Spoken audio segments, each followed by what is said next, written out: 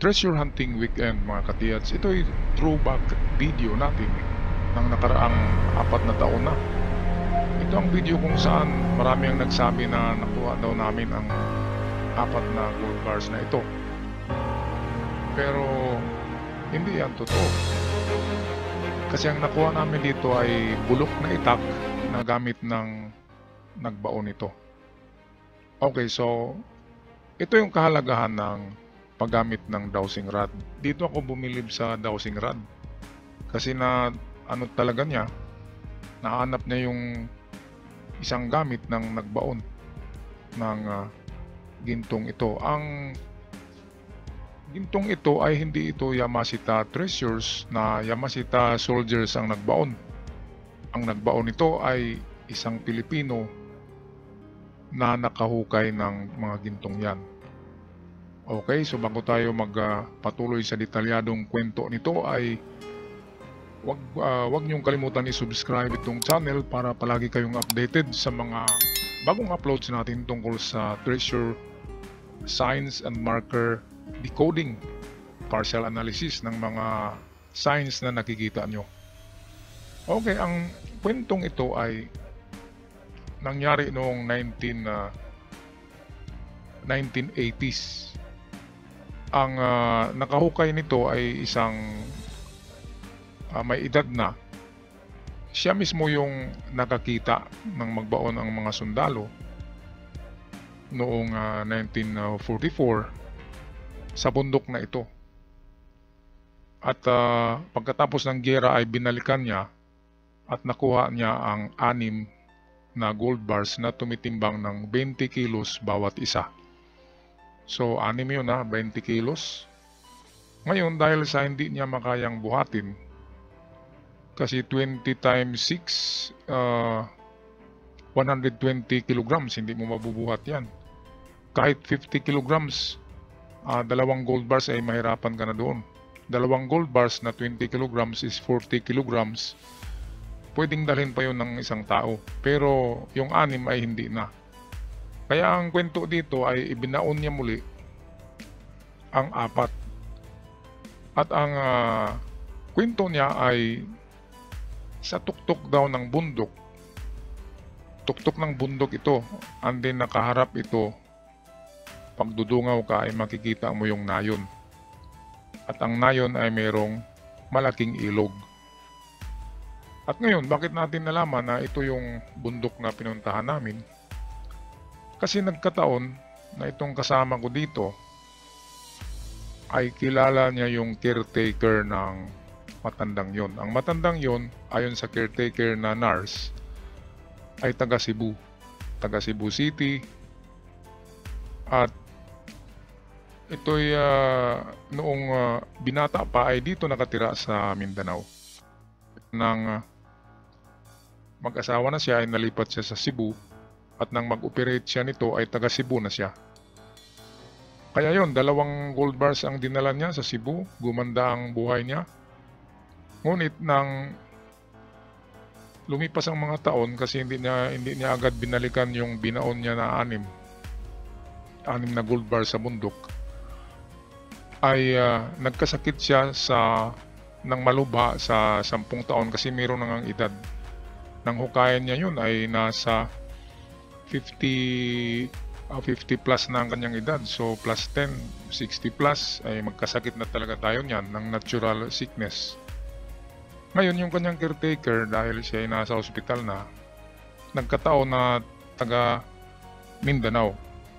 At binigyan niya ng sketch map description ng lugar kung saan ito nakabaon at pangalan mismo ng lugar. Kaya ang nangyari ay nagkaroon ng frenzy, yung parang nagkagulo ang mga treasure hunter ay ang lahat nakakaalam ay pumunta sa tuktok ng bundok na yun. Nangyari din yun mga 1990s nang mag-treasure hunt ang napakaraming mga mamamayan doon sa tuktok ng bundok. At dahil sa wala nga silang gagamitan noon ay nahirapan silang tukuyin kung saan ito. Basta hukay ng hukay lang sila. Itong kasama ko dito na may edad ay isa yun sa mga naguhukay noong 1990s sa kabundukan na ito. Ngayon, binalikan namin ito at dito ako bilib sa dowsing rod. Kasi dalawang tuktok lang ng bundok ang pinuntahan namin. Kasi dalawang tuktok lang ng bundok ang nakadungaw sa bayan. Kaya ito sa pangalawang tuktok ay swerte naman walang kabayan.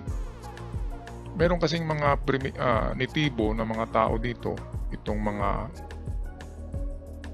parang mga negrito na species ng mga tao. Kung tawagin dito sa amin ay mga kungking. Parang mga negro, maliliit nga lang sila.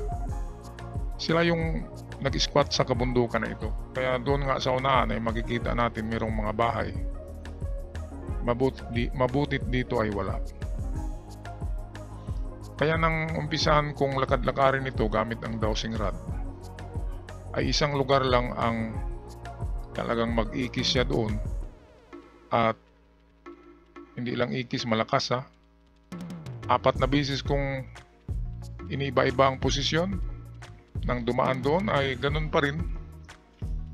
Kahit na ipikit ko ang aking mata ay ganun pa rin. Diyan talaga siya mag-ikis. Kaya sa paglocate ng mga nakabaon ay hindi agad ako gumagamit ng metal detector.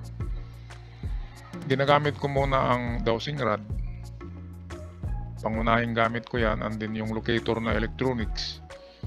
Kung lahat ay magturo sa same digging spot, yun ang maganda. Ito yung gamit ng ito yung gamit ng nagbaon sa palagay ko, kasi lumang-luma na yan at yan ay maliit na bulo. Ang sabi nga ang pagbaon daw ay lang hanggang ano lang niya, baywang. Mababaw lang daw dun. Mababaw lang yun pagbaon niya kasi nag-iisa nga lang siya. At nilagyan niya ng malapad na bato ang ibabaw nito. Dito dahil ginawang playground ito ng mga bata, siguro tinanggal nila yung bato. Sino ba namang magbaon diyan ng bulo? Yung bulo ay yun yung dala-dala ng ng naghukay diyan ng nakakuha. Kasi yung kanyang gamit panghukay ay iniwan niya na doon sa baba. Sa baba kasi nito mayroong creek at paakyat ito.